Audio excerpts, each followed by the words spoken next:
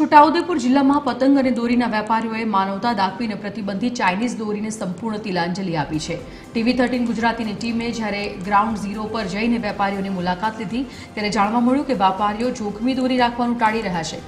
લોકોના ગળા કપાય અને પક્ષીઓને ઈજા થાય તેવો ગુનાહિત વેપાર ન કરવા વેપારીઓ મક્કમ છે। અહીં પોલીસના સતત ચેકિંગ વચ્ચે વેપારીઓ વર્ષો જૂની પરંપરાગત કોટન દોરી વેચવાનો જ આગ્રહ રાખી રહ્યા છે। આમ સરહદી વિસ્તારમાં વેપારીઓએ સુરક્ષા અને સાવચેતીનો સંદેશ આપ્યો। ચાઇનીઝ દોરી નહીં રાખતા કેમ કે હાનિકારક વસ્તુ છે અને લોકોનું કેવું કે નાના છોકરા છે પશુ પક્ષી છે એ લોકોનું ગળું કપાઈ જાય છે, કોઈને નુકસાન થાય એ વસ્તુ અમે નહીં રાખતા। પ્રતિબંધિત કોઈ પણ વસ્તુ અમે અમારી દુકાનમાં ગોડાઉનમાં રાખતા નથી, વેચતા નથી।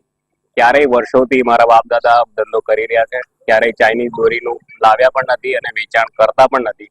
પ્યોર કોટનની દોરી જ હંમેશા ઉત્તરાયણમાં દરેક ગ્રાહકને એક જ આગ્રહ રાખીએ છીએ, કોટન દોરી વાપરો। આમાં બહુ જોખમ છે, લોકોના ગળા કપાઈ જાય છે, એના લીધે અમે નથી વેચતા ચાઇનીઝ દોરી।